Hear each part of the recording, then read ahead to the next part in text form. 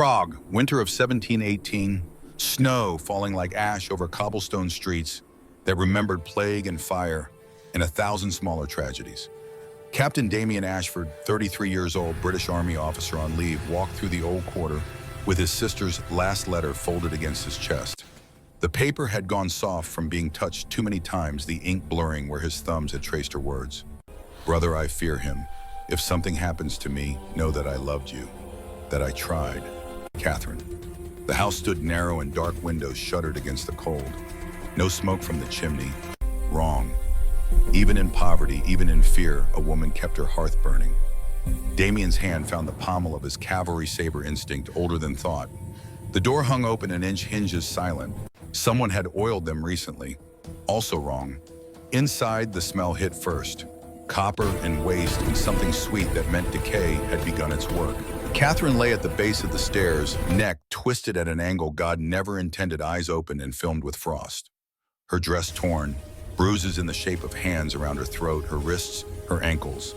Evidence of a struggle that lasted hours, not minutes. Damien knelt, touched her frozen cheek, and felt something in his chest crack open, like river ice in spring. The magistrate's office stank of wine and bribes. The fat man behind the desk didn't look up from his ledger when Damien entered. Payment for indifference already counted and spent. You're Edward Blackwood's brother-in-law, tragic accident. Young wives, you know. Clumsy on stairs. She was beaten. For hours. The magistrate's quill kept moving. Accidents happen, Captain. The matter is closed. Mr. Blackwood is a respected merchant. Friends in Parliament. I suggest you return to England and grieve privately. Damien's blade cleared its scabbard in silence. The point found the soft flesh under the magistrate's chin, dimpling skin without breaking it yet. The quill clattered to wood. Where is he, his country estate? 2 days' ride. But you won't. Damien left him alive. Witnesses complicated things, but sometimes fear served justice better than blood. The estate sprawled across frozen fields, stone and timber construction meant to intimidate. Damien walked through the main gate at midnight, no horse, no announcement. The guards found him at dawn, standing in the courtyard, sword bearer waiting. They tried to stop him. Tried. 3 men down, not dead, but wishing for it, before Edward Blackwood appeared on the balcony in his dressing gown and wig, all the arrogance of wealth and title. Ashford, your sister was my wife, mine by law. What I did with my property is no concern of yours. Come down here and say that. Blackwood came. He had no choice. Honor demanded it, even for men who possessed none. They met in the courtyard, Blackwood, with his rapier, and ignorance, Damien, with a cavalry saber, and 300 engagements worth of knowing exactly where to cut. It ended quickly, not cleanly. Damien made sure of that, made sure Blackwood felt every inch of steel, understood exactly what Catherine had endured, while he broke her piece by piece. The snow turned red. Blackwood's blood steamed in the cold, his body jerking and twitching as life leaked out through wounds Damien had placed with surgical precision. Not the throat, not the heart. Extremities first. Let him know death was coming and could not be stopped. For Catherine, for every woman whose husband bought the law's silence. Damien stood over the corpse until his hands stopped shaking. Footsteps behind him, light and deliberate. A woman's voice accented, older than time. You fight like someone with nothing left to lose. Beautiful. Terrible. What would you pay to do this forever? To protect those who cannot protect themselves, he turned. She stood at the courtyard entrance, tall and pale, dressed in black silk that belonged to a different century. Eyes that reflected moonlight like a cat's. Smile that showed teeth too white, too sharp. What are you, Morgana? Very old. Very tired of watching men like Blackwood win. I can give you eternity, soldier. Strength, speed, time enough to save everyone your sister couldn't be. But you'll never age, never rest, never stop fighting. The war becomes eternal. Do you want that curse? Damien looked at Catherine's killer, cooling in the snow. Looked at his own hands, still steady despite everything. Thought of all the other Catherines out there, all the other Blackwoods. Yes. The bite came fast. The transformation took 3 days. When Damien rose from the grave Morgana had dug for his human life, the world smelled different, sharper, full of blood and fear and prey. But he remembered the promise he'd made over his sister's frozen corpse. remembered why Morgana had chosen him. Some men were born to protect, others learned. Damien had done both. That was 340 years ago. Chicago, present day, November. The warehouse district after midnight, cold enough that breath fogged even for those who didn't need to breathe. Damien Ashford stood in the command center of what legal documents called Ashford Security Consulting, and what everyone inside called the Fortress. Concrete walls 3 feet thick, steel-reinforced doors, communications array that could intercept police band FBI chatter and satellite feeds from 6 countries. Arsenal that would make a Marine battalion jealous. And in the corner, locked in a titanium case, 127 dog tags. Each one engraved with a name, a date, and a sin. Men who hurt women, men who hurt children. Men Damien had removed from the world when law failed to do its job. He looked older now than he had in 1718. Intentional. Vampires age slowly but with concentration. With will, they could guide the changes. Gray threaded his dark hair at the temples. Lines bracketed his mouth and eyes earned from centuries of squinting into gun smoke and grief. Military posture, parade ground, straight even when alone. Scars visible on his forearms, his neck, his knuckles. Silver burns that never quite healed, right? UV damage from missions gone wrong, the accumulated evidence of a warrior's life. He wore the same thing he always wore, dark pants, black shirt, boots that made no sound on any surface. Utility, not fashion. A weapon dressed as a man. Major Victor Kane entered without knocking. 73 years in this body, 220 years total. Vietnam had killed him in 1968. Damien had found him dying in a Quang Tre fire base, bleeding out from shrapnel, and offered the same choice Morgana had offered 3 centuries before. Victor's salt and pepper hair was military short. His face was weathered in the way that came from too many nights sleeping in mud and rain. He carried himself like a boxer weight, forward hands loose ready. When he spoke, his voice had the gravel of a man who'd screamed orders over artillery fire. Intel came through. Senator Richard Blackwood. Tech billionaire defense contractor, connections. Senate Armed Services Committee. Wife's name is Sarah Mitchell. 28. Married 3 years. Chicago PD has 6 domestic disturbance calls to their penthouse, all withdrawn before officers arrived. Money talks. We've got hospital records, though. 3 ER visits in 2 years. Bruising, contusions, 1 fractured rib. Excuses each time. Fell downstairs, walked into a door. Classic pattern. Damien studied the file Victor placed on the table. Photographs of Sarah Mitchell at public events, always beside her husband, always smiling the smile that didn't reach her eyes. High-resolution images caught the makeup that didn't quite hide the discoloration on her jaw, her wrist, her collarbone. He'd seen that look before. Catherine had worn it. Too high profile. Senator means federal attention if we move. Council won't approve. Since when do you ask permission? Since Constantine's been pushing for a vote. 6 weeks until the council convenes. He's got 2 votes already. Needs 3 to overthrow me. If I'm seen violating the non-interference doctrine now he wins, then it's his rules.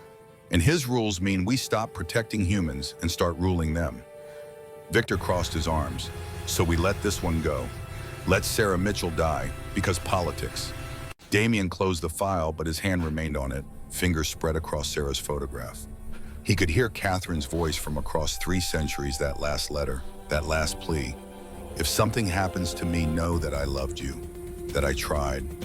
No, we take it. Quiet, clean. Extract the wife, then dismantle Blackwood. Carefully. And if Constantine finds out, then he finds out. But at least 1 more woman goes home alive.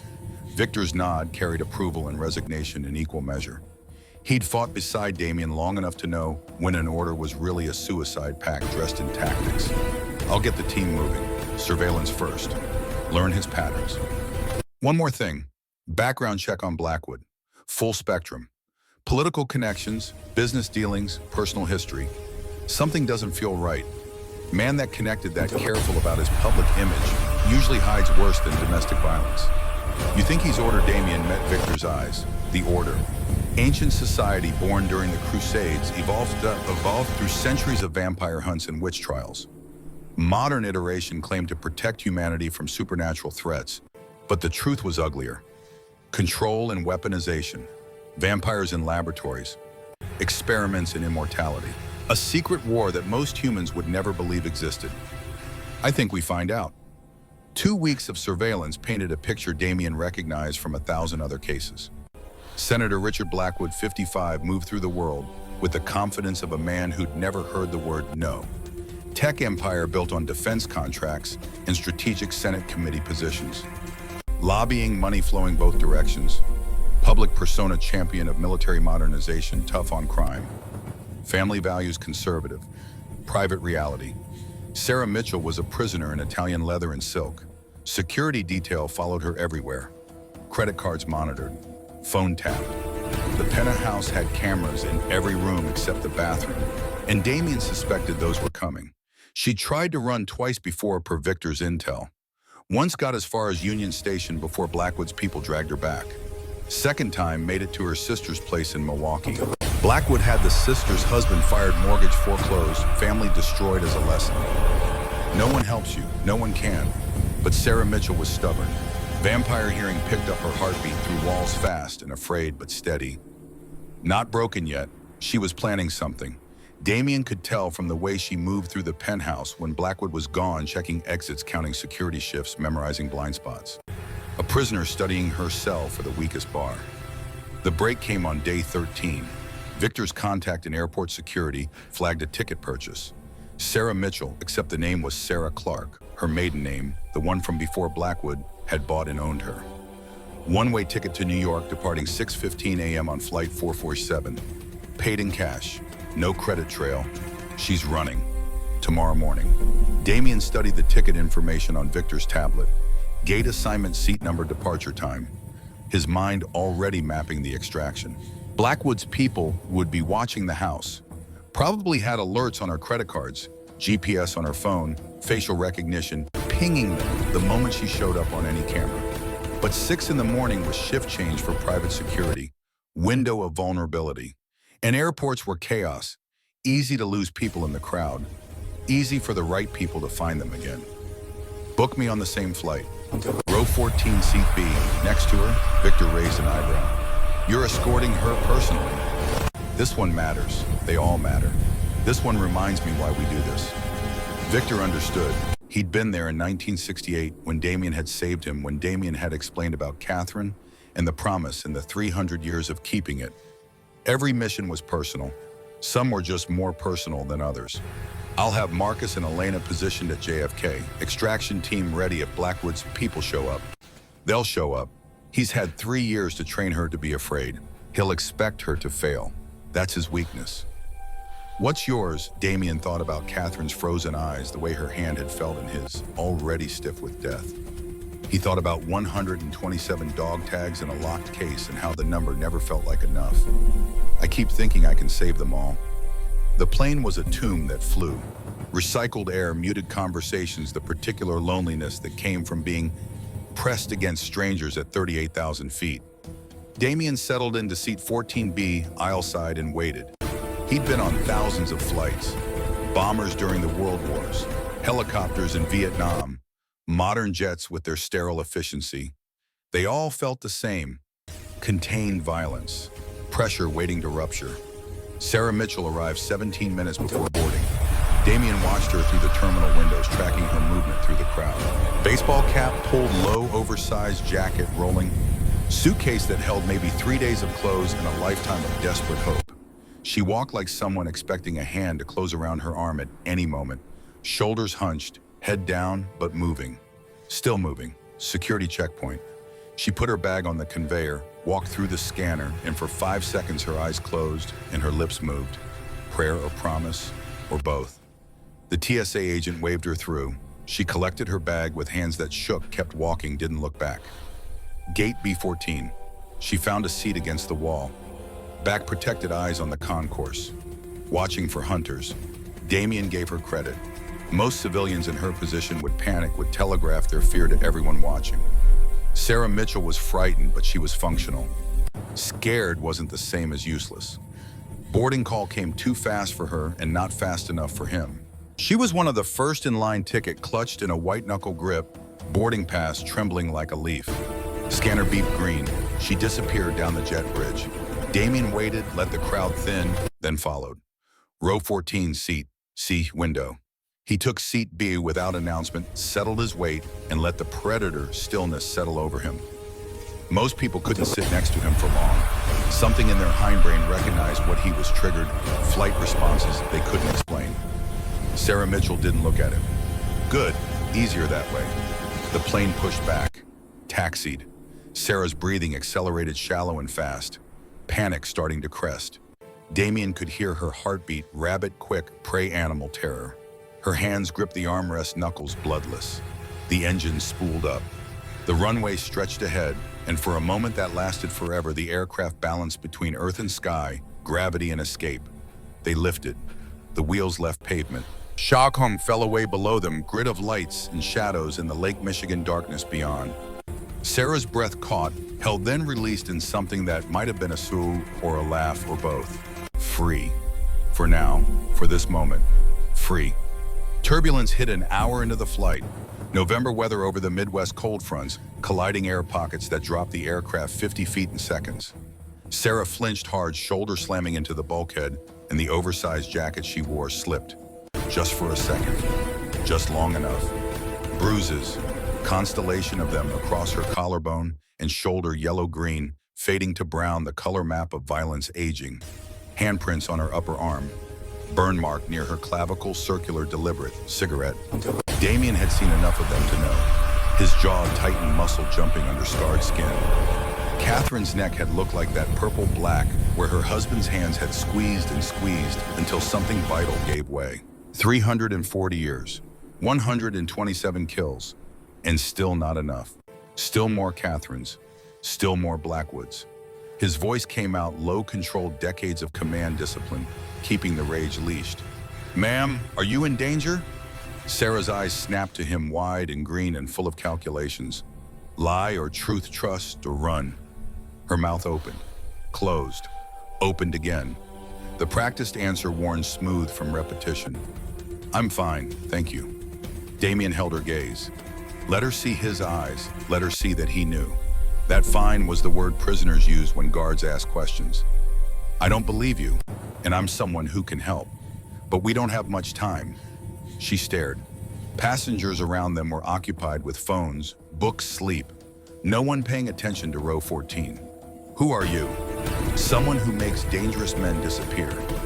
He pulled out his phone, pulled up the file Victor had sent. Photograph of Richard Blackwood shaking hands with the president. Another of him at a Senate hearing. Another of him outside his penthouse, Sarah visible in the background, barely always in the background. You've been watching me, your husband. He's more dangerous than you know. Not just to you. What do you want? To get you somewhere safe. Then take him down, permanently. Sarah's laugh came thin, brittle, the sound of hope that had died and been resurrected too many times. He has connections everywhere. Police, judges, military. You can't, I have better connections. Trust me or don't. But when we land, his people will be waiting. I can get you past them. Last chance. Why would you help me? Because 340 years ago, I couldn't save my sister from a man like your husband. And I've spent every day since trying to make up for it. One life at a time. The truth hung between them, raw and old and absolutely sincere. Sarah searched his face, looking for the lie, the trap, the angle. Found none. Damien waited. He'd learned patience in ways most people couldn't imagine. Centuries taught you to let prey come to you, okay? Okay, what do I do when we land? Stay close, walk like you belong with me. Don't run, don't panic, follow my lead. Sarah nodded once, sharp, decisive. The kind of nod that meant she'd already been over this moment in her head 1,000 times, rehearsing, preparing. Smart. Survivors usually were. The descent began, Chicago to New York. 2.5 hours that had passed in heartbeats and eternities simultaneously. The seatbelt sign chimed. The flight attendant's voice droned instructions no one listened to. Sarah's pulse kicked up again, hammering against her ribs hard enough Damien could hear it 3 feet away. Wheels kissed tarmac. The aircraft shuddered, braked, taxied to the gate. Damien stood, retrieved his carry-on from the overhead bin, then lifted Sarah's as well. Casual, normal, just 2 passengers among hundreds. He moved into the aisle, positioned himself between her and the rest of the plane, And when they walked up the jet bridge, his body language said one thing to anyone watching mine. Under my protection. Challenge me and find out what happens.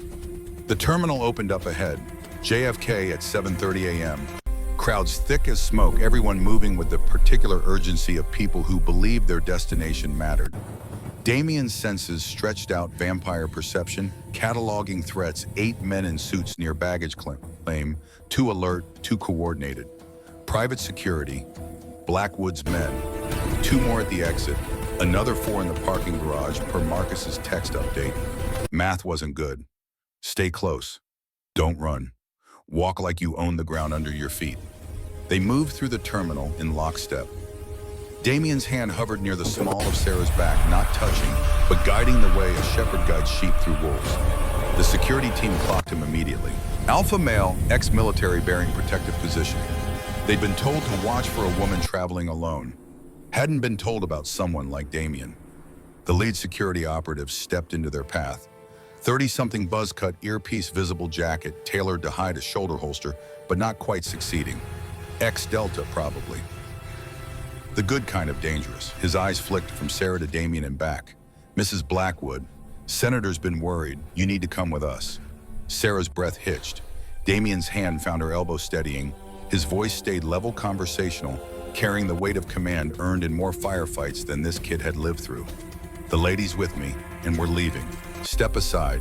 Sir, I don't think you understand. I understand you've got 8 men positioned for an extraction. 2 more at each exit, 4 in the garage. Bad tactics. You committed to the first plan. No contingency if someone like me shows up. The operative's hand drifted toward his jacket. Damien smiled, not the friendly kind. The kind that showed teeth and promised exactly how fast things could go bad. You really want to draw a weapon in an airport TSA's already watching. 3 agents at 10 o'clock. FBI field office response time is 6 minutes. You won't make the parking lot. Who the hell are you? Someone Senator Blackwood should have worried about before he started hitting his wife. The operative's jaw tightened. Earpiece crackled. Subvocal conversation. Decision tree escalate and risk federal charges, or let one woman go and explain to the boss later. Math was easy, but then the math changed. Across the terminal, near the rental car kiosks, Richard Blackwood himself stepped from a black Suburban. 55, silver-haired, expensive suit that cost more than most people's cars. Flanked by his own security detail, 6 deep, better dressed than airport pickups. Blackwood's eyes swept the crowd with the confidence of a man who'd bought enough judges to believe he owned the concept of justice itself. His gaze found Sarah, found Damien. Locked. The world compressed to 3 points. Predator, prey, protector. Blackwood's face went through surprise to rage in the space of a heartbeat. His mouth moved, barking orders. The security teams converged. Damien's phone buzzed. Victor Exfil, route Alpha compromised. Fall back to Bravo. Transport in garage level 3, Bay 47. Go now. To Sarah, voice dropping to command register. Run. Fast as you can. Follow signs to garage level 3. Black Escalade Bay 47. Victor's at the wheel. Don't stop. Don't look back. Go. What about you? I'll slow them down. Go. Now, Sarah ran. Good girl. Damien stepped into the space she'd vacated, positioning himself between her retreating back and Blackwood's advancing storm. The senator's lead security reached him, first hands up, placating, trying to de-escalate. Sir, we don't want trouble. Just let us pass. No, Sir Damien moved. Not vampire fast. Didn't need to be. 3 centuries of close quarters combat against humans who didn't know what they were fighting. The lead went down with a dislocated shoulder and a shattered kneecap. Screaming. Good. Screaming made people hesitate. The next 2 came together, trying to overwhelm with numbers. Damien took one's momentum and redirected it into the other skull meeting, skull with a wet crack. Both down, still breathing but not fighting. Airport security converged. Travelers scattering. Screams, chaos. Damien used it, disappearing into the crowd even as Blackwood's remaining men tried to box him in. He was smoke. He was shadow. 340 years of not being caught when he didn't want to be. Garage level 3, Bay 47. Victor had the engine running, passenger door open. Sarah in the back seat, eyes wide, breath coming in gasps. Damien slid in as Victor gunned the accelerator. Tires squealed. The Escalade launched out of the parking structure like something pursued by demons. Because it was. Blackwood's Suburban appeared in the rear view, flanked by two Yukon Denali's. Professional chase. Coordinated. Victor cursed, knuckles white on the wheel. He's got a full detail. This is more than domestic security. Damien's phone rang. Unknown number. He answered. Senator Blackwood's voice came through smooth and cultured and absolutely furious. Colonel Ashford, yes, I know who you are, what you are. You just made a grave mistake. You made the mistake when you put your hands on her. Sarah is my wife, my property, protected by law. You're kidnapping a senator's wife. I own judges. I own police. I own FBI agents. You can't win. Damien watched the SUVs closing in, Victor swerving through traffic, civilians honking and swerving, and having no idea how close they were to violence that would make the evening news. I've toppled King's senator. You're just another bully who thought power made him untouchable. It doesn't. Not from me. Then welcome to war, vampire. The Order has been hunting your kind for 800 years. We'll dissect you in a laboratory. The Order. There it was. Confirmation. Blackwood wasn't just an abuser. He was connected to the oldest, most dangerous vampire hunting organization in human history. The game had just changed. This wasn't rescue anymore. This was warfare. Try. Damien ended the call. Victor glanced at him, reading his expression. Order, order. Full resources. Blackwood's not just Senate Armed Services. He's their political arm. This just became a war on two fronts. Behind them, the Suburban gained ground. Ahead, traffic thickened. Manhattan-bound Morning Rush building. No way to outrun them in this. Victor made a decision, yanked the wheel right, took an exit ramp on two wheels. Sarah tumbled into the door, cried out. Damien reached back, steadied her. You're safe, breathe. Safe, that was my husband. He's going to kill all of us. He's going to try. The chase wound through industrial Queens auto shops and warehouses, neighborhoods that didn't ask questions when expensive SUVs ran red lights. Victor drove like he'd learned in Vietnam, controlled chaos using terrain, making the pursuit work harder for every yard gained. But the Suburban and its escorts were professional, trained, probably former military themselves, hired away from special operations with six-figure salaries and no moral complications. They ended up in Red Hook, Brooklyn, abandoned shipping yard containers stacked like rust-red dominoes. Victor slammed the brakes. Get out. Defensive positions. They've got us boxed. They spilled from the Escalade. Damien counted 12 hostiles emerging from 3 vehicles, all armed, all moving with tactical discipline. Victor had his sidearm out, checking the load.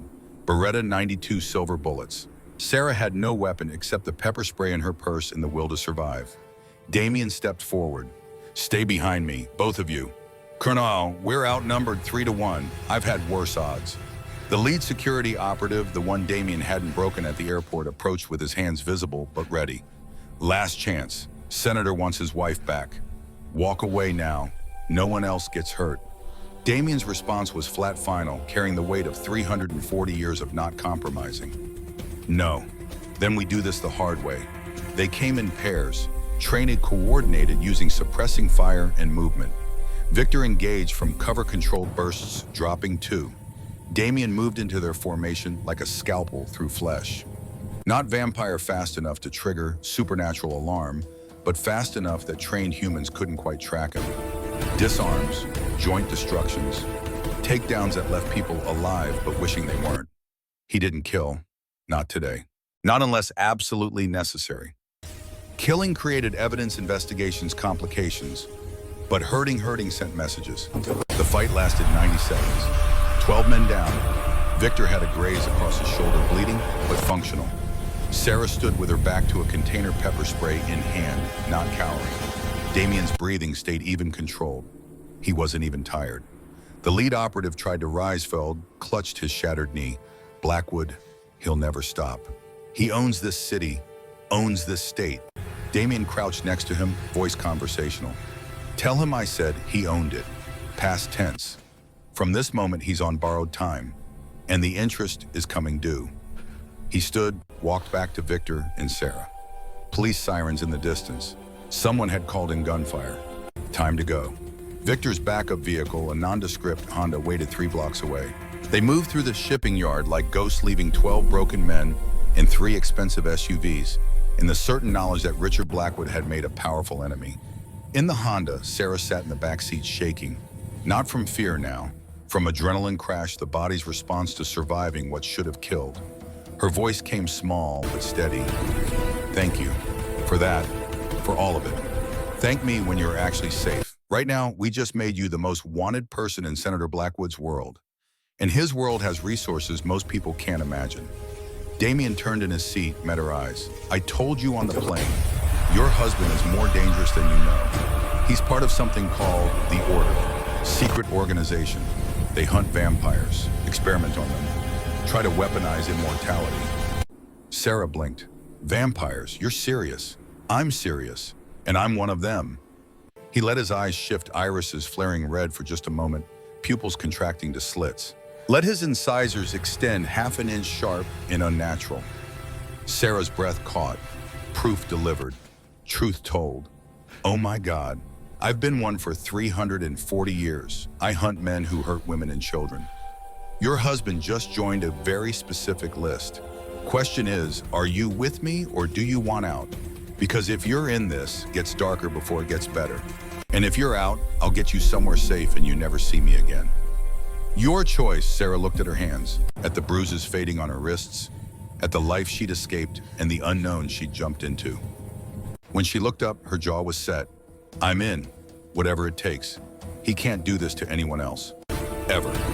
Damien nodded once. Then we start with 3 things: safe house, intel, and a plan to dismantle everything Richard Blackwood has built. Welcome to the war, Mrs. Mitchell. Victor drove them north, out of the city into upstate New York, where forests grew thick and towns asked no questions about the people who bought land and built walls. The safe house was a Cold War relic, bunker-style construction hidden under 60 feet of granite. Damien's forward operating base for missions that needed to be forgotten. Sarah stood in the main room, taking in the armory, the communication suite, the Spartan efficiency of soldiers' quarters. This is where you live. This is where I work. I have other places, homes, but work requires different aesthetics. It looks like a military base. I've been a soldier since 1702. Hard habit to break. Victor appeared from the command center, tablet in hand, ran the background check on Blackwood. It's worse than we thought. He's not just order connected, he's inner circle, direct line to their council. And there's more. File from 2017, previous wife Amanda Chen died in a fall down the stairs of their vacation home, ruled accidental. Before her, a girlfriend, Jessica Torres, disappeared, never found. Blackwood's had this pattern for a decade and no one stopped him because the order protects him. Damien felt the old familiar rage settle into his bones, cold and patient, and absolutely certain. Not grief anymore, not after 3 centuries, just purpose. Show me everything. The files spread across the command center screens. Amanda Chen, brilliant research scientist, worked for a defense contractor Blackwood had financial ties to. Dead at 34. Jessica Torres, paralegal, gone at 26. And now Sarah Mitchell, 28, sitting in a bunker, learning that her husband's abuse was just the visible edge of something much worse. He was going to kill me. Eventually, like them. Yes, Damien didn't soften it, didn't lie, but you got out. And now we make sure no one else ends up in that penthouse. How information first. We find what he's hiding. The order doesn't protect members out of loyalty. They protect assets. Blackwood has something they need. We find it, we leverage it, we destroy him from the inside out. And if he comes after us, let him. I've been at war since the 18th century. Richard Blackwood is just another battle, and I've never lost one that mattered. Victor's phone buzzed. He glanced at the screen, expression darkening. We've got a problem. Council just issued an emergency summons. They want you in front of them. Tonight. Constantine. He's calling for a vote, saying you violated non-interference by kidnapping a senator's wife. He's got the votes to strip your title if this goes wrong.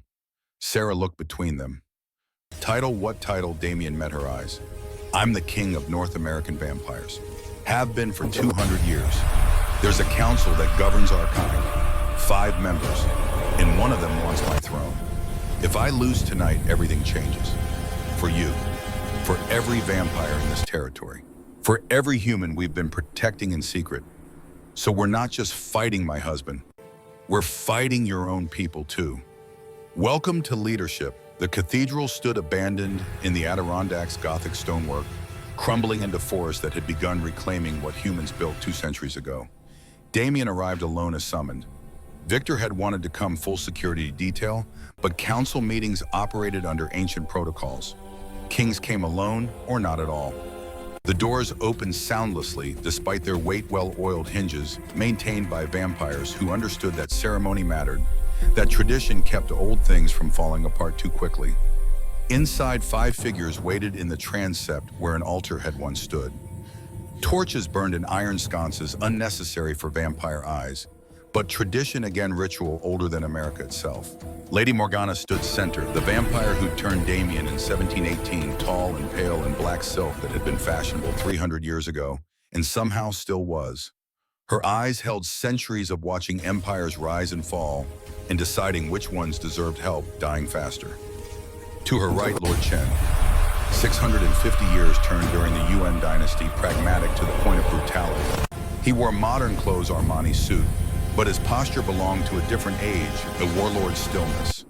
General Viktor Volkov flanked Morgana's left Russian, 6 centuries of watching his homeland burn and rebuild and burn again. His face was hard angles and old scars, some from silver, some from wars fought before gunpowder. Lady Isabella stood slightly apart as Spanish vampire turned during the Inquisition 500 years ago. She'd survived by being smart, adaptable, willing to make hard choices. Her expression gave nothing away. And at the far end, Constantine. General Constantine Pavlovich, 700 years, survived the Mongol invasions, the time of troubles, Napoleon, Stalin. He'd seen every iteration of Russia's soul-deep tendency toward autocracy and decided it was the only governance that made sense. For humans, for vampires, for everyone. His eyes found Damien's across the nave and held no warmth, no old friendship, only the cold assessment of an opponent who smelled blood in the water. Morgana spoke first, her voice carrying the authority of age and the weariness that came from too many councils, too many votes, too many nights wondering if this would be the one where everything collapsed. Damien, you stand accused of violating our most fundamental law, non-interference with human legal systems. Senator Richard Blackwood's wife was taken from JFK to airport. 12 of his security personnel were injured. Federal warrants have been issued. The FBI believes you kidnapped a senator's wife. Explain yourself. Damien stepped into the circle of torchlight, hands loose at his sides, military posture, automatic. Sarah Mitchell came to me. She was running. I provided transportation and sanctuary. No kidnapping, no force. Her choice in negotiations. Constantine's voice cut through sharp and certain. Her husband is a United States Senator, Armed Services Committee Chairman, the man who controls $50 billion in defense contracts annually. You put our entire society at risk for one human female. That human female was being beaten to death slowly. Her husband has a pattern. Previous wife died suspiciously. Previous girlfriend disappeared. Sarah Mitchell was next. I intervened, as is my right under the protection doctrine I established. The protection doctrine is a mistake. Constantine stepped forward, broad-shouldered, battle-scarred, every inch the general he'd been in life, and remained in death. We are predators, apex predators. We hide from humans, like rabbits hiding from wolves. It's backwards, unnatural. Your reforms have made us weak. My reforms have kept us alive. Damien's voice stayed level-controlled, but underneath ran the current of 3 centuries of authority. When I took this throne 200 years ago, vampires were being hunted by every government with a military. Purges, experiments, genocide. I instituted the non-interference doctrine to make us invisible. It worked. We survived. We thrived. And yes, we protect humans when their own systems fail, because that's what separates us from monsters. Pretty speech. Constantine's smile showed teeth. But you broke your own law. You interfered. Blackwood has connections we're only now discovering. He's not just Senate, he's order. Inner circle, you've started a war we can't win. Lord Chen's voice cut in, measured and cold. Is this true? Blackwood is order. Damien met Chen's eyes. He is. And that changes nothing. The Order has been experimenting on our kind. Program called Apex. Black sites, vampires in cages, torture, genetic manipulation. I have proof. Dr. Robert Chen, one of their lead scientists, defected to us 2 days ago.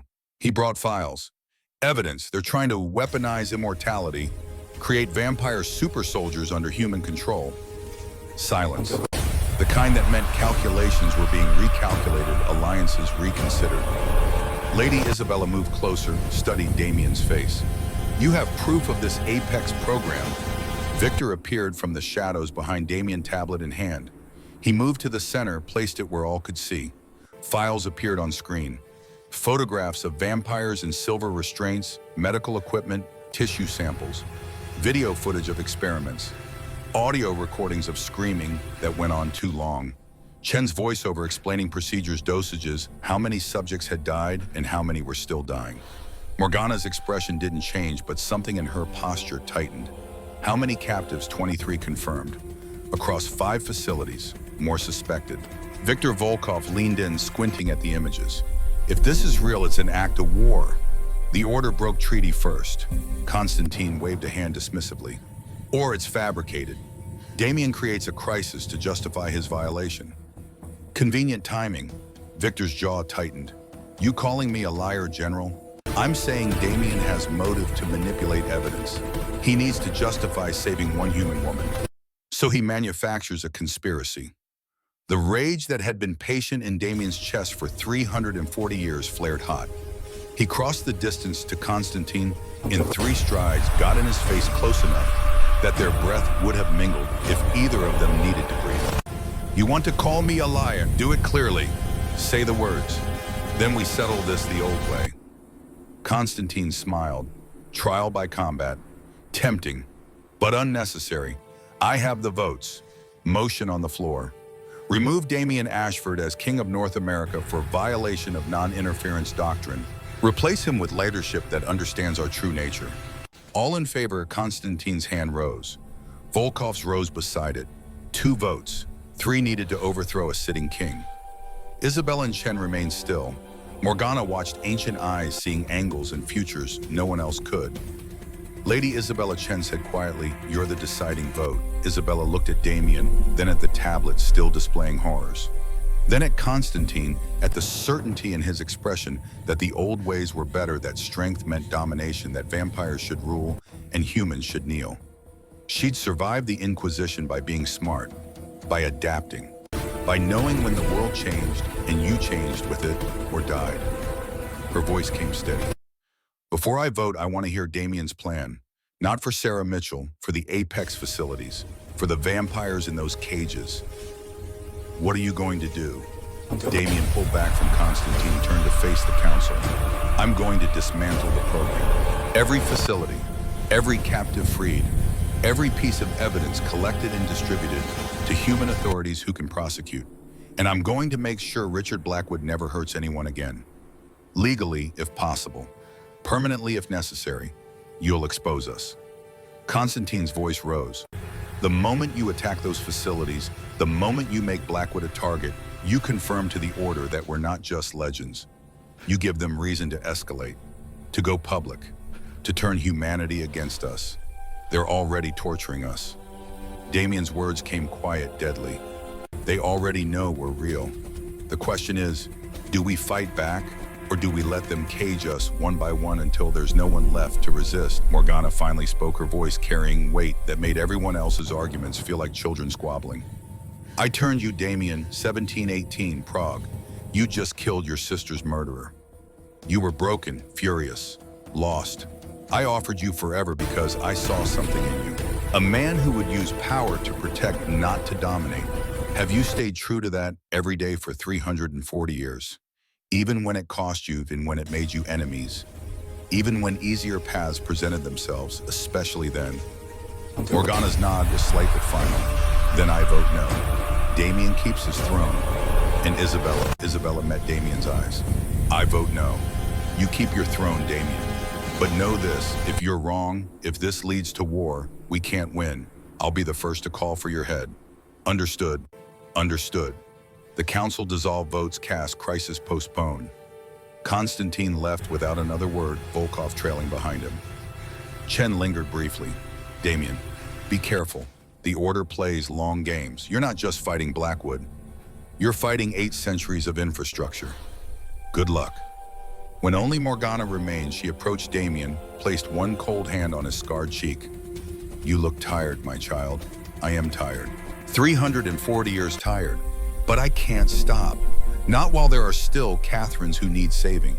Your sister would be proud and worried. Don't let righteousness make you reckless. Konstantin is right about one thing. This will be war.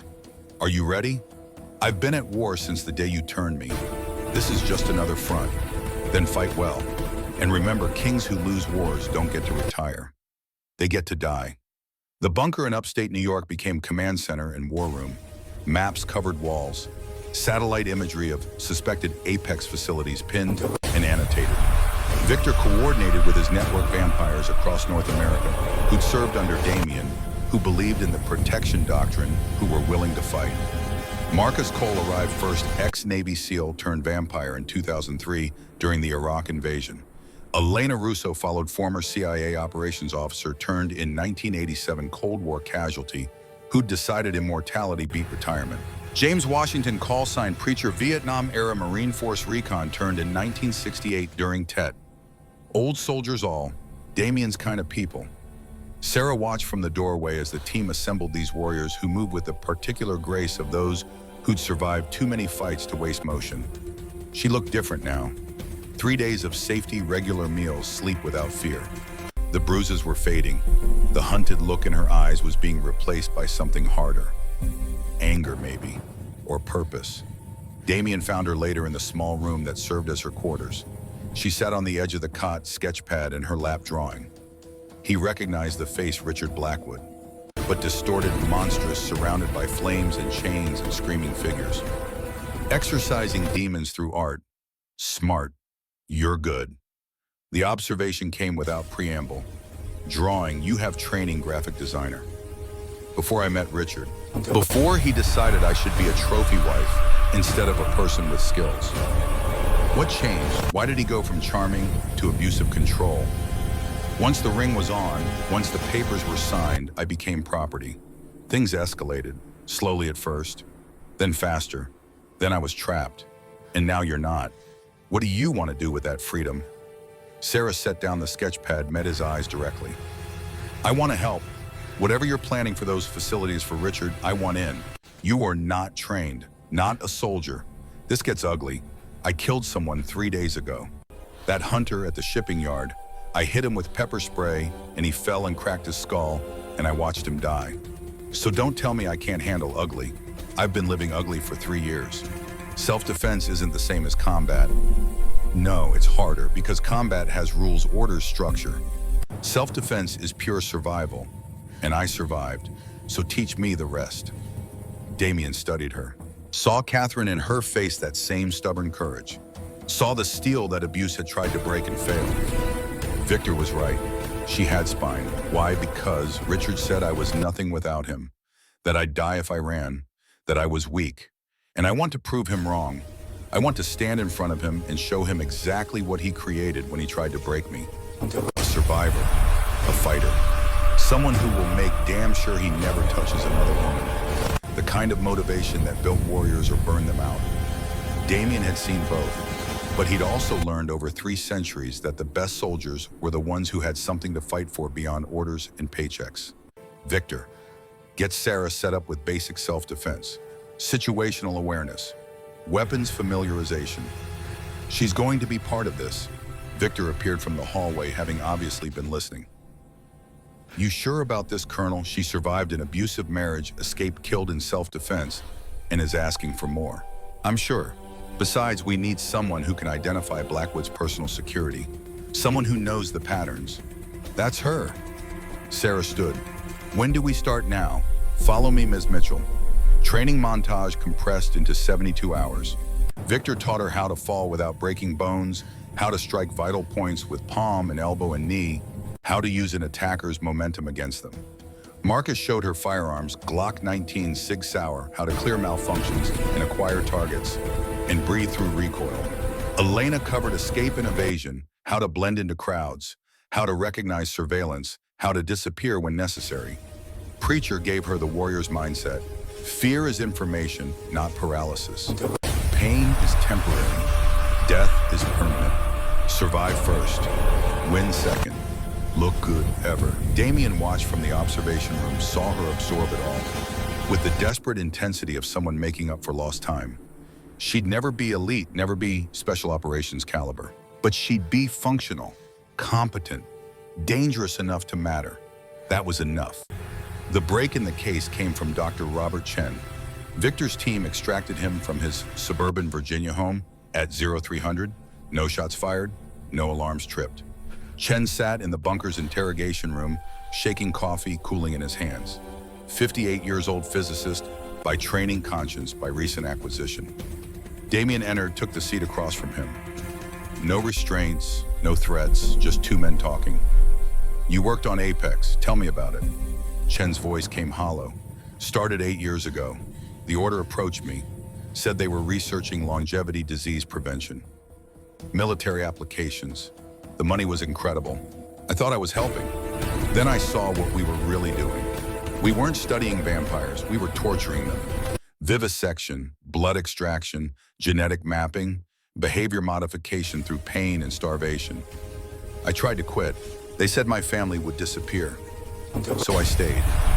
And I helped them destroy people who'd done nothing wrong except be different. How many facilities? 5 confirmed.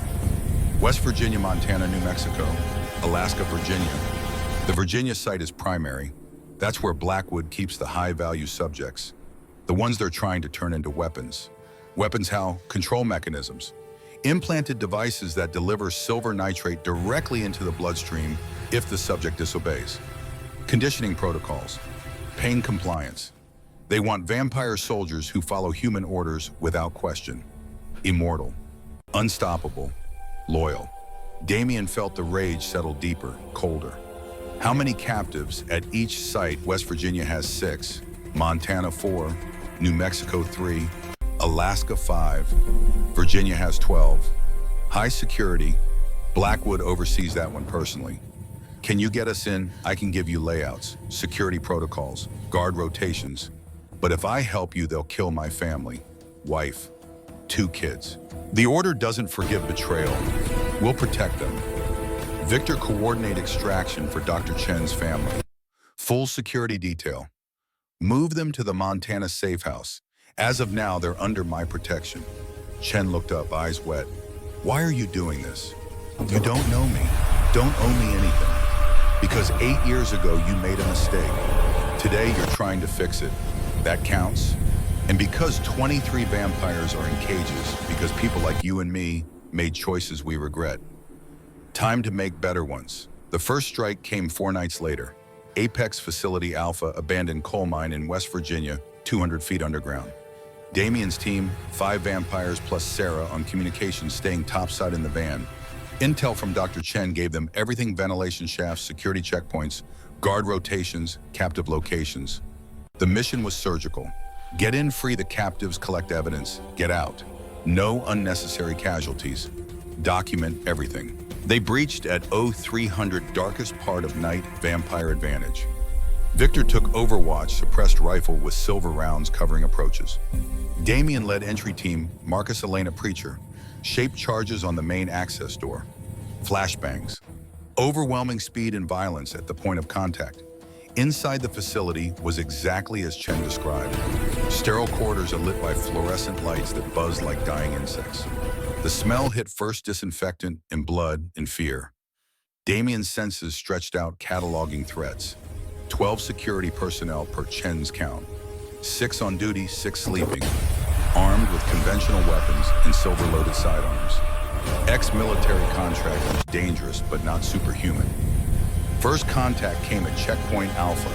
2 guards, mid-40s, fit alert. They saw Damien and reached for weapons. Marcus moved SEAL training, double tap to center mass with suppressed SIG. Both down, not dead. Tranquilizer rounds, Victor's innovation. Vampires didn't need to kill humans to win, just needed them unconscious. Checkpoint Bravo, 4 guards playing cards. Elena entered through ventilation, dropped gas grenades. Knockout gas, fast-acting. They were unconscious before their chairs hit concrete. Checkpoint Charlie sleeping quarters. Preacher cleared it room by room. 6 hostiles subdued without a shot fired. 12 guards neutralized. Objective 1 complete. The captive cells were in sub-level 3 behind reinforced doors marked with biohazard symbols and warnings about infectious materials. Lies. Just men and women in cages, silver bars, UV lights burning their skin. IV drips keeping them sedated. Damien's chest tightened, old rage finding new fuel. 6 vampires, ages ranging from 50 to 300 years. Emaciated, scarred, broken. 1 captive. Thomas Bright, Korean War veteran, turned in the 50s, looked up with eyes that held more death than life. Ashford, Colonel Damien Ashford. We thought you abandoned us. Thought the king didn't care. Damien broke the silver lock with vampire strength. Pure rage channeled into purpose. I didn't know, but I know now, and you're coming home. All of you. They moved the captives out on stretchers, too weak to walk. Dr. Chen had come along, medical kit ready, starting IVs with vampire blood. Damien's blood accelerating healing. Marcus carried one. Elena carried another. Preacher and Victor hauled the rest. Damien provided security covering their withdrawal. The facility's computer system yielded everything Dr. Chen promised: research data, experiment logs, video evidence, financial records linking back to shell corporations owned by Richard Blackwood, funding trails, order communications, proof of conspiracy that couldn't be denied. Victor downloaded it all onto encrypted drives, insurance for later. They were halfway to extraction when the alarm sounded. Motion sensors they'd missed. Backup protocols, red lights flashing, klaxons screaming. Above ground, Sarah's voice crackled through comms. Contact. Helicopter inbound. 30 personnel. You've got company. Damien keyed his radio. Victor, get the captives to the van. Everyone else defensive perimeter. We hold here until they're clear. The team split. Victor and the others carried captives up the access tunnel towards surface and safety. Damien, Marcus, Elena, Preacher formed a kill box at the tunnel junction using the facility's narrow corridors to negate enemy numbers. Classic infantry tactics. Funnel the enemy into terrain that favored defenders. The order's response team came hard and professional.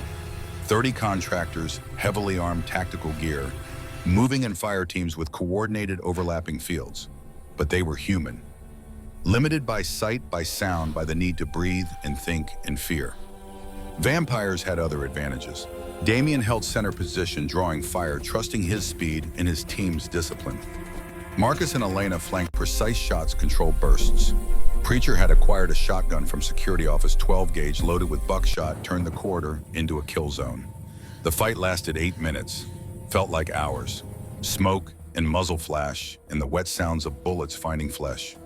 The order team took casualties, pulled back, regrouped, tried grenades. Damien caught one, threw it back, explosion taking out 3 more. Tried flashbangs. Vampire eyes adapted faster than human.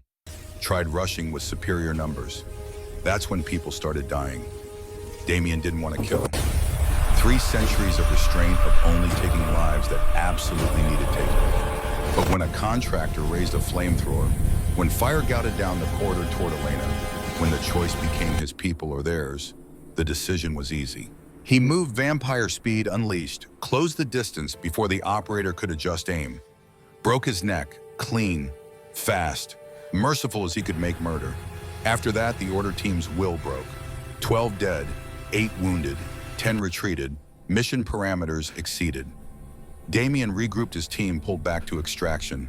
Above ground, Victor had the captives' loaded van running. Helicopters circling but not engaging pilots smart enough to know when the battle was lost.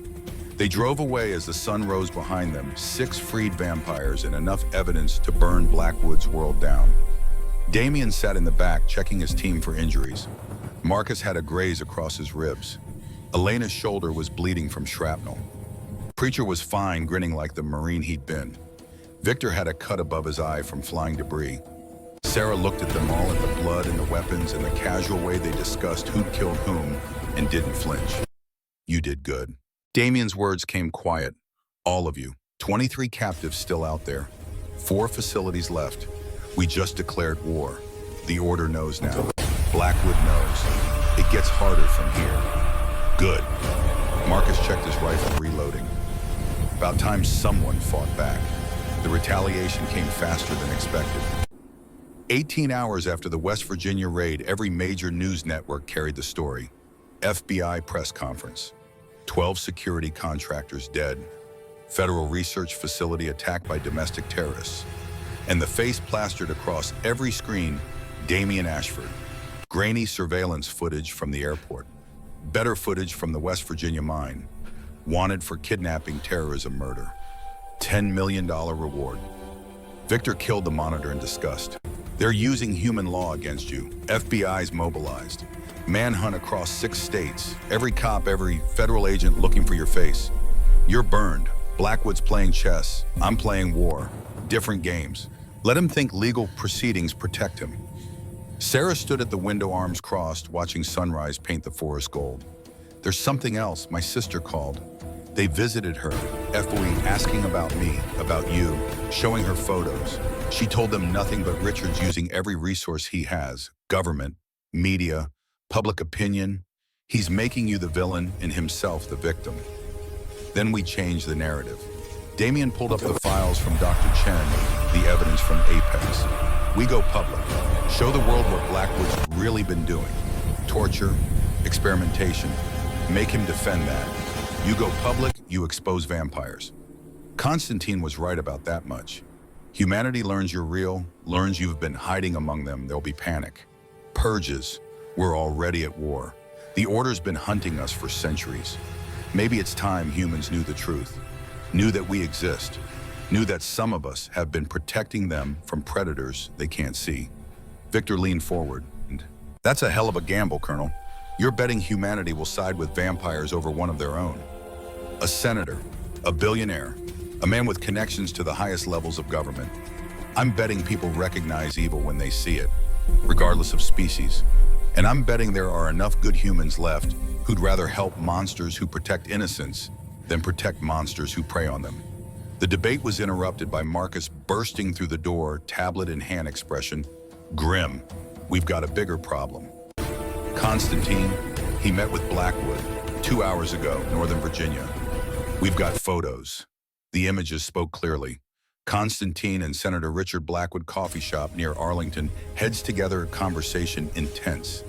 Timestamp 0900 this morning. Damian felt something cold settle into his gut. Betrayal, old as civilization. Never stopped hurting. He's making a deal. Constantine wants my throne. Blackwood wants vampire soldiers for his Apex program. They're using each other. Victor's jaw tightened.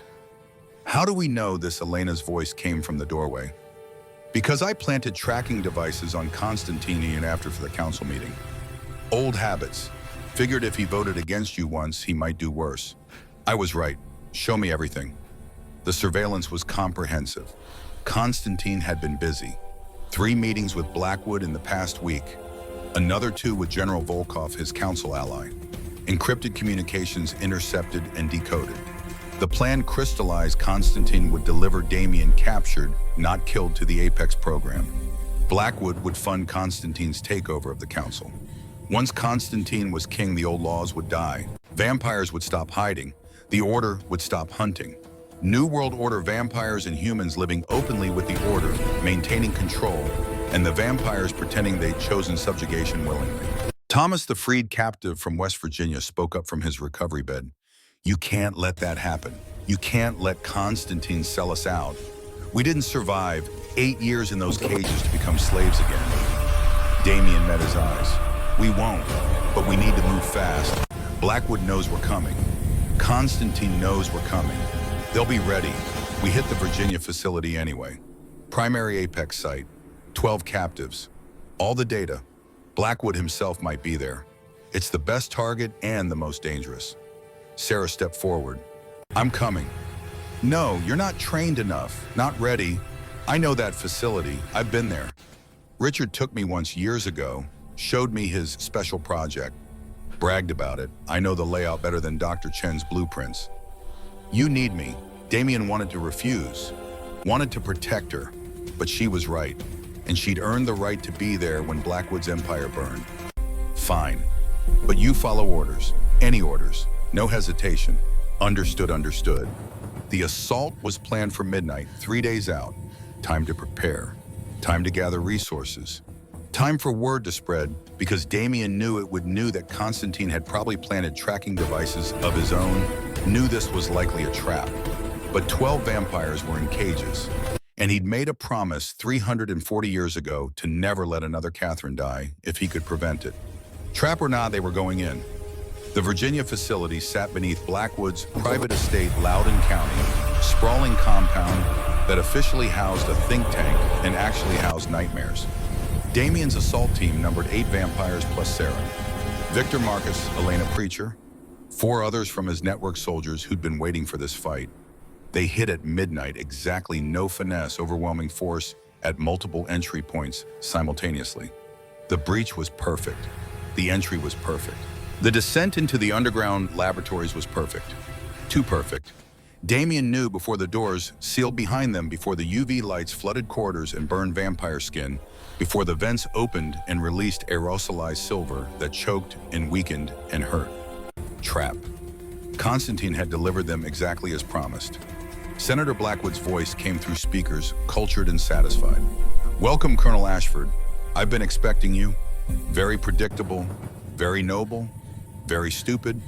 You walked into a facility designed to contain your kind, and now you're mine. The Order's assault team poured in 50 strong, overwhelming numbers, silver weapons, UV grenades. Damien's team fought with everything they had. Marcus put down 8 before taking a silver round to the leg. Elena strangled 3 before UV burns forced her to cover. Preacher held a corridor alone for 2 minutes, shotgun thundering before being dragged down by sheer massive bodies. Victor fought beside Damien until an explosion separated them, blast doors slamming down, dividing the team. Sarah was with Damien when they were cornered. Final corridor, no exits, walls closing in metaphorically and literally. 20 Order soldiers ahead, 20 behind. Blackwood appeared flanked by guards, and his smile was everything evil worn on a handsome face. Sarah, darling, time to come home. And Colonel Ashford, you'll make a fascinating research subject. Think of the breakthroughs we'll achieve studying the king of vampires himself. Damien's hand found Sarah's squeezed once. I'm sorry, I promised you'd be safe. I failed. Sarah's voice came steady, stronger than he'd heard it. You didn't fail. You gave me 3 weeks of freedom, 3 weeks of knowing I was worth saving. That's more than I had before. Thank you. Blackwood's guards moved in with silver chains with tranquilizer darts loaded with sedatives that worked on vampires with the confidence of men who captured dangerous things before and knew exactly how to make them helpless. Damien fought until the drugs hit his system, until his limbs went heavy, until the world started graying at the edges. His last sight was Sarah being dragged away, screaming his name. His last thought was Catherine's face, her frozen eyes, and the realization that maybe 340 years hadn't been enough. Maybe he'd failed again. Maybe some promises couldn't be kept. Darkness took him, and when he woke, it would be to chains and pain and the certain knowledge that Senator Richard Blackwood now owned the king of vampires, and that ownership would be expensive for everyone Damien had sworn to protect. Consciousness returned in fragments. Pain first silver, burning through restraints into wrists and ankles. UV light next, steady, low-grade radiation that kept vampire healing suppressed. Then sound machines beeping footsteps on tile voices, discussing him like he was livestock. Damien opened eyes that felt crusted with exhaustion and found himself in a laboratory that resembled an operating theater designed by people who'd forgotten what mercy meant. Dr. Robert Chen stood nearby, face hollow with guilt, hands moving with practiced efficiency over medical equipment. Senator Blackwood watched through observation glass, phone to ear, or gesturing. The restraints were titanium reinforced with silver mesh. Professional, designed specifically for what he was. Damien tested them anyway, muscle memory from 3 centuries of escaping things that wanted him dead. No give. Blackwood had learned from previous failures. Chen approached with a syringe, wouldn't meet Damien's eyes. I'm sorry, they have my family. I had to come back. You gave us the intel. You tried. That counts for something. Not enough. Never enough. The needle slid home. Whatever cocktail they'd developed burned like liquid fire through veins. Damien's vision blurred, refocused. chemical suppression of vampire abilities. Strength reduced, healing slowed. They'd refined the formula since Apex began. He was their best test subject yet. Blackwood entered expensive suit perfectly pressed despite the late hour. Smiled the smile of a man who'd won and knew it. 340 years old. King of North American vampires. Toppled by basic tactical planning in your own nobility. You should have let Sarah go. Should have let her die quietly like Amanda, like Jessica. But you had to play hero, and heroes always fall hardest. Where is she alive? For now, depends on your cooperation. You provide what we need: blood samples, genetic material, behavioral data, and she stays breathing. Resist, and I'll make sure her death takes days. Your choice, Colonel. Every word was calculated to break him. Blackwood understood psychological warfare, understood that threatening innocence was more effective than physical torture for men who'd built their identity on protection. But Blackwood had miscalculated. Damien had 3 centuries of experience with pain, with loss, with watching people he cared about die while he survived. The threats were just noise. Victor's coming, you know that. And when he does nothing, you've built will be standing. Victor Kane, your second in command. Blackwood's laugh carried genuine amusement. He's in a cell 3 floors down. We took your entire team. Did you think we'd only plan for you? The words hit harder than fists. His team, his people, all captured because he'd walked into an obvious trap because 12 vampires needed saving. The math was brutal. He'd traded 8 for 12. Net gain 4.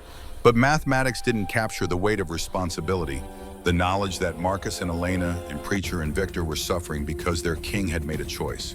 Chen worked in silence, drawing blood, taking tissue samples, running diagnostics on equipment that beeped and hummed. Each procedure was violation reduction of person to specimen. Blackwood watched with the clinical interest of a researcher observing successful experiment results. After an hour, he left, phone ringing again. Senator's work never finished. Chen remained checking IV lines, adjusting restraints. Dr. Chen, Damien's voice came hoarse from disuse and dehydration. Your family, where did Victor move them? Montana safe house. Middle of nowhere, your people have them. Then they're still safe. Blackwood was lying about retaking them. Common interrogation tactic, create hopelessness. Chen's hands stilled. How do you know? Because if Blackwood had your family, he'd parade them in front of you. Make you watch him hurt them. That's his pattern. He feeds on control, on making people feel powerless. But your family is free, which means you still have choice. Help me or keep helping him. But choose knowing your wife and kids are safe regardless. The words hung between them. Chen's face worked through calculations, through fear versus principle, through 3 years of compromises that had led him here. When he spoke, his voice was barely audible. There's a maintenance shift change at 0400. Security desk gets coffee delivery. Guards take break simultaneously. 3-minute window. I can't free you, but I can make sure your restraints are loose. The rest is on you. Why? Because my daughter asked me last week what I do for work, and I lied. I can't lie to her anymore. Not after seeing what I've helped create. Thank you. And doctor, when this is over, when the trials happen, tell the truth. All of it. You'll do time, but you'll do it with your conscience clear. That's worth something. Chen nodded, once adjusted something on the restraint control panel, and walked away. Damien watched the clock on the wall. 2 hours until shift change. 2 hours to plan, to prepare, to remember why he'd survived this long when so many others hadn't. Not because he was stronger, because he was stubborn. And because people like Chen, people who'd made mistakes but chose to correct them, existed. The world wasn't just Blackwoods and Constantins. It was also hesitant heroes who found courage late, but found it nonetheless. 0400 came with mechanical precision, coffee delivery, guards departing, cameras on loop. Chen had done his job. Damien tested the restraints, felt them give fractionally. Not enough for human strength, barely enough for vampire strength, weakened by drugs and UV exposure. He pulled. Titanium groaned. Silver burned deeper. He pulled harder. Something gave, then something else. Then his right hand was free skin, smoking scarred worse than it had been. Left hand followed. ankles after. He was loose. The laboratory was empty except for equipment and sleeping nightmares.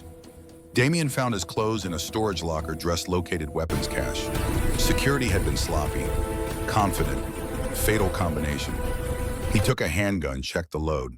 Silver bullets. Ironic. Armed himself with the tools meant to kill him. The facility was 5 levels. He was on level 3.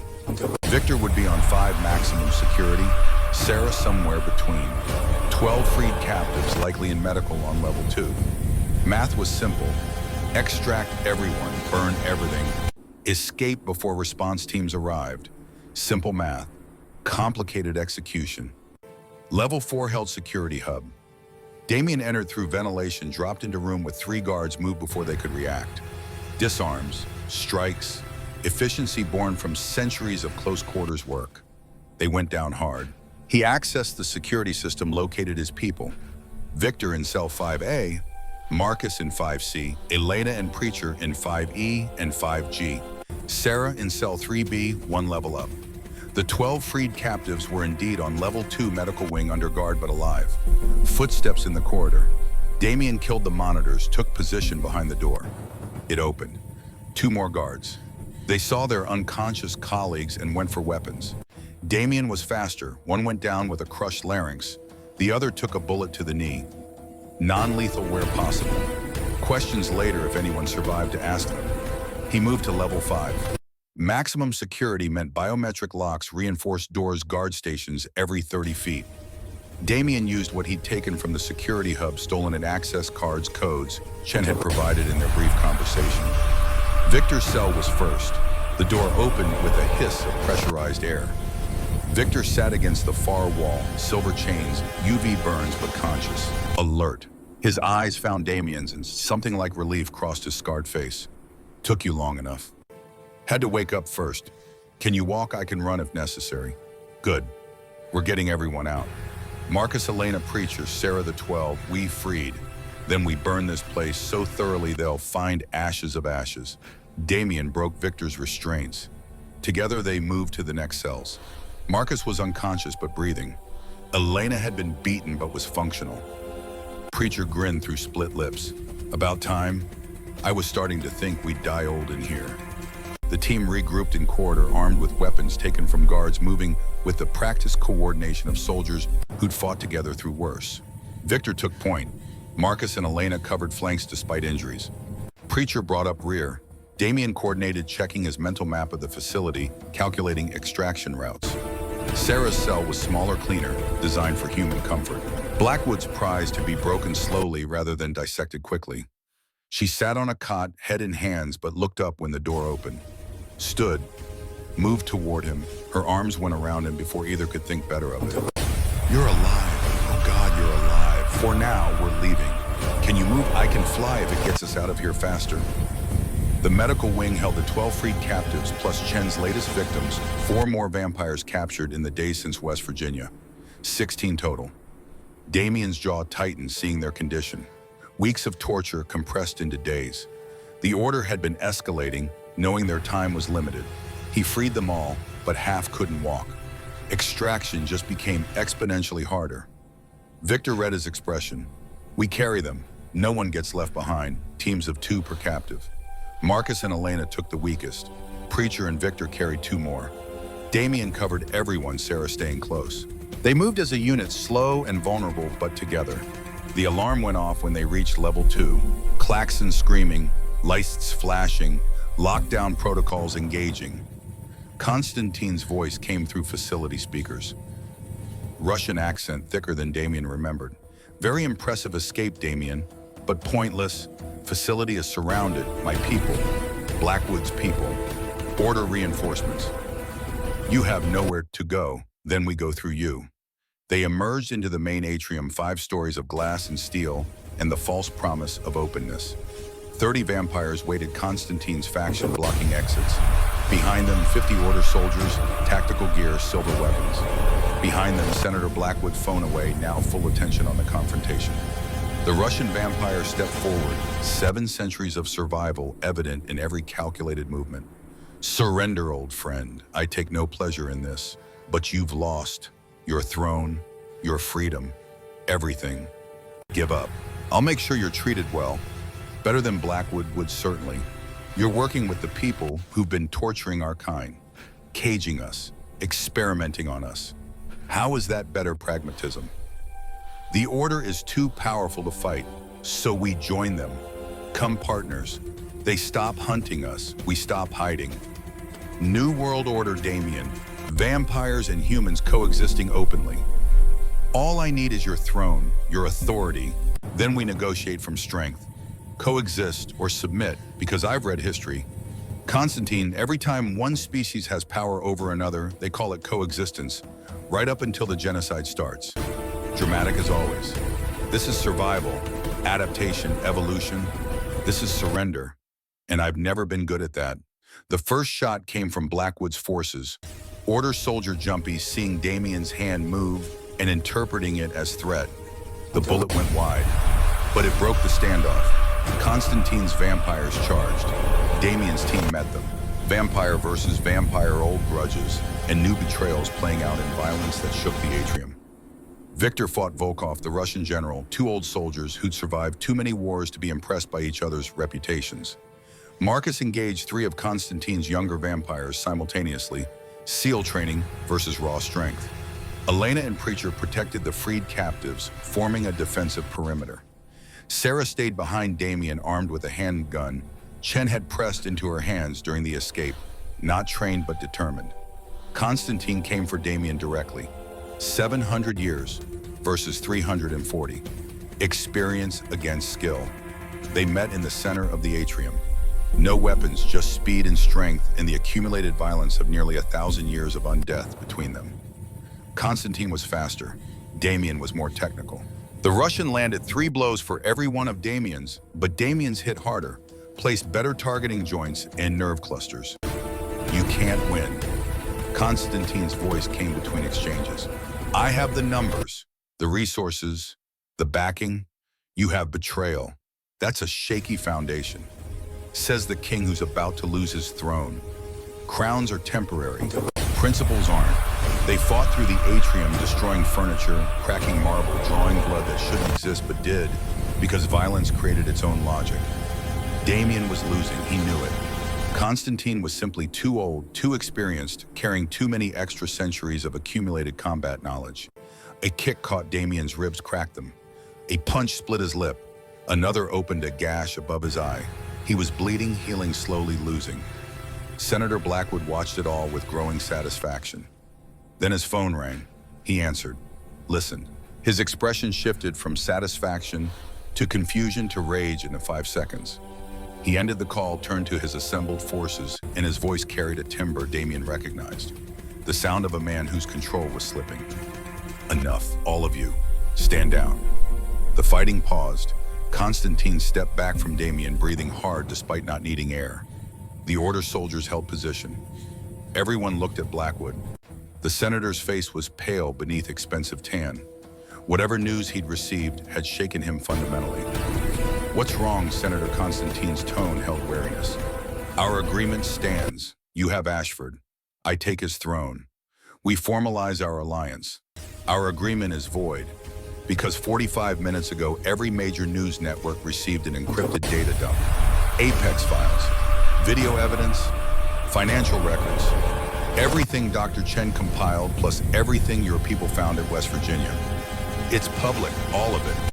The world knows about Apex, about the experiments, about my involvement. Constantine's eyes narrowed. Who sent it? Chen appeared from a side corridor, tablet in hand, expression carrying grim satisfaction. I did. Sent it before I loosened Colonel Ashford's restraints. Set on a timer. Insurance. The truth is out, Senator. You can't bury it, can't buy it, can't threaten it away. Every media outlet, every congressional office, every human rights organization has the files now. Your career is over. Apex is over. The only question is whether you go to prison or flee the country. Blackwood's facade cracked completely. You're dead. Your family is dead. Everyone who helped you is Chen's family is in protective custody. Victor's words cut through. FBI picked them up an hour ago based on anonymous tip.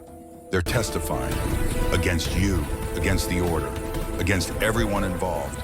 Game's over. Blackwood looked at Constantine. Kill them. Kill all of them. Vampires, humans, everyone. Burn this place down. No witnesses. Constantine studied the senator, and something in his ancient eyes shifted. He'd seen this before. Men like Blackwood, powerful until the moment they weren't, then desperate, dangerous, unpredictable. The Russian vampire made a calculation. Kill everyone and confirm to the watching world that vampires were monsters, or let this play out and maybe salvage something from the wreckage. The word came flat. Our deal was based on secrecy. That's gone. You're exposed. You're useless to me. And I don't kill for useless humans. Then I'll do it myself. Blackwood pulled a pistol from his jacket aimed at Chen. The shot was loud in the sudden silence. Chen went down, clutching his shoulder. Not dead, not yet, but bleeding. Sarah moved before Damien could stop her. She crossed the distance to Blackwood faster than the senator expected, driven by 3 years of accumulated rage and fear and the desperate need to make him understand what he'd done. Her hand found his wrist, twisted. The gun clattered. He tried to backhand her old habit muscle memory from 3 years of hitting whenever he felt threatened. She blocked. Training from Victor, from Marcus, from 72 hours of compressed learning. Her palm strike caught his nose, broke it. Blood sprayed. Blackwood staggered. His security details surged forward. Damien moved to intercept, but Constantine got there first. The Russian vampire's hand shot out, grabbed the lead security officer by the throat, lifted him off his feet. To the rest, stand down. This is between them now. The order soldiers held position, uncertain. Chain of command had just fractured. Constantine wasn't following Blackwood's orders. Blackwood was bleeding and broken and losing control. The man who'd terrified Sarah for 3 years looked small suddenly. Pathetic. Just another bully confronted with consequences. Sarah stood over him. For 3 years, you told me I was nothing without you. That I'd die if I left. That I was weak. Look at me now. Standing. Free. Alive. And you're on the ground bleeding, about to lose everything. Who was weak? Blackwood tried to rise. Sarah's foot on his chest kept him down. Not hard, just firm. Establishing dominance that had been stolen and was now reclaimed. Damien approached slowly. Let her have this moment. She'd earned it. What do you want to do with him? The question was genuine. Sarah's choice. Sarah's vengeance or mercy. She looked at Damien, then at the man who'd made her life hell. I want him in prison, where everyone knows what he is. No power, no control, no ability to hurt anyone ever again. Death would be mercy. He doesn't deserve mercy. Then prison it is. The FBI arrived 30 minutes later, tipped off by the same anonymous source that had sent the files. They found a facility full of evidence, wounded but living witnesses, and Senator Richard Blackwood, unconscious, secured, waiting for arrest. The story that emerged over the next weeks dominated every news cycle. Apex exposed. The order's political connections revealed. Blackwood's pattern of abuse and murder documented. Trials began. Some order members fled. Others cooperated, seeking deals. The organization that had hunted vampires for 800 years was torn apart in under a month by something it had never truly understood: public scrutiny. Damien gave his testimony to federal investigators in a secure location, Victor beside him. Yes, vampires existed. Yes, they'd been hiding. Yes, some were dangerous, but most just wanted to exist peacefully. The revelation didn't cause the panic the order had predicted. Humans were remarkably adaptable. A few hate groups formed. A few pro-vampire advocacy organizations emerged. Mostly the world kept turning, just with slightly different assumptions about what was possible. The Vampire Council convened 4 weeks after Blackwood's arrest. Same abandoned cathedral. Same 5 ancient vampires, different energy. Constantine stood in the center, this time not Damien. The Russian's expression was resigned. He knew how this ended. Morgana's voice carried disappointment that hurt worse than anger. You betrayed your king, conspired with our enemies, nearly sold us all into slavery. Explain. I believed adaptation was survival. I was wrong. The modern world moves too fast, hides too little. I thought making deals was wisdom. It was cowardice. I accept judgment. The vote was unanimous. Constantine, stripped of all rank and position, exiled from North American territory, forbidden to participate in vampire governance for the next century. Punishment could have been death. Wasn't. Mercy existed even for traitors, apparently. Constantine left without argument. 700 years of survival meant knowing when to fight and when to accept defeat. Then Morgana turned to Damien. And you started a war, exposed our existence, destroyed an organization that, despite its evils, had maintained balance for centuries. Half the vampire population wants you executed. The other half wants you crowned emperor. What do you want to step down? Silence. Complete. Shocked. Lady Isabella spoke first. You're abdicating. I've been king for 200 years. I've fought in 8 wars. I've killed 139 people.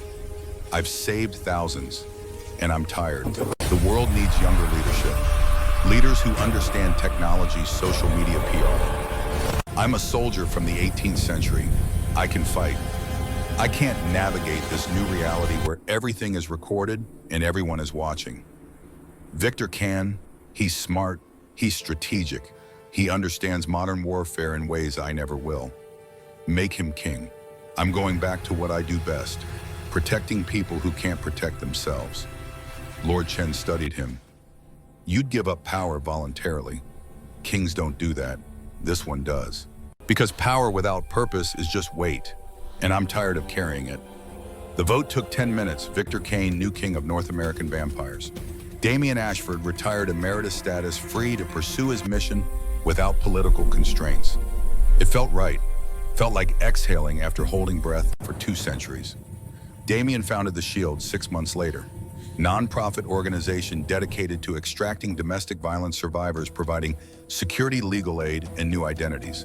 Funded by seized order assets, by donations from vampires who believed in the mission, by grants from human organizations who'd learned that monsters came in all species and heroes did too. Sarah Mitchell ran it, co-director, human face of operation that saved lives weekly.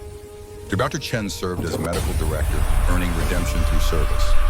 Marcus, Elena, and Preacher worked as operatives, performing extractions that police couldn't or wouldn't handle. Damien himself stayed in shadows. Not retired, redeployed, 200 women in the first 6 months, then 400, then 800. Each extraction was a promise kept. Each survivor was Catherine's memory honored. The work was endless. The work was necessary. The work was everything. The trial of Senator Richard Blackwood lasted 3 months. Evidence was overwhelming. Testimony damning. He was convicted on 47 counts: murder, conspiracy, torture, kidnapping, treason. Sentenced to life without parole and maximum security. No power, no influence, no ability to harm. Sarah attended every day of the trial, testified twice, watched as the man who'd told her she was nothing was reduced to exactly that by a justice system he'd once controlled. They met one final time before his transfer to prison. He was in orange jumpsuit, shackled, diminished. She stood on the free side of bulletproof glass. When he picked up the phone, his voice carried none of its old authority. Sarah, I'm sorry for everything. I was wrong. She studied his face, looking for the lie, the manipulation. Found only defeat. I don't forgive you. I'll never forgive you. But I'll make sure you're remembered. Not as a senator, not as a billionaire, as a cautionary tale. As is proof that power doesn't protect abusers forever. That's your legacy now. She hung up, walked away, never looked back. Year anniversary of the Shield's founding brought interview requests. Sarah agreed to one. Major network primetime reporter who'd covered Blackwood's trial. The question everyone wanted answered came 30 minutes in. Do you regret killing that hunter at the airport, starting this whole chain of events? Sarah looked directly into camera. I regret that it was necessary, but I don't regret surviving. I don't regret finding people who believed I deserved to live free. I don't regret fighting back. What I regret is that we live in a world where organizations like the Shield need to exist, where women have to be taught self-defense against husbands, instead of husbands being taught not to hurt their wives. That's what I regret. Everything else, that was survival, and I'll never apologize for that. The interview went viral, millions of views, thousands of comments, half praised her, half condemned. The Shield's funding doubled, extraction requests quadrupled. Sarah hired more staff. Damien trained more operatives. Victor, in his role as king, provided resources and political cover. The work continued. The work expanded. 2 years after the events at JFK Airport, Damien stood on a rooftop in Seattle. Dawn approaching. Another successful extraction. Another woman safe. Another monster dealt with, this one, a tech executive who'd been raping his assistant for months. Police had declined to prosecute insufficient evidence, he said, she said. The Shield had extracted her anyway, and when the executive tried to retaliate, Damien had paid him a visit. No violence. Just information. The kind that could destroy careers and lives if released publicly. The executive had withdrawn his complaint. The assistant had moved to Portland, new identity, new job, new life. Sarah joined him on the roof, coffee for her, nothing for him. Morning ritual after missions. They watched the sun paint the sky colors that only existed at dawn.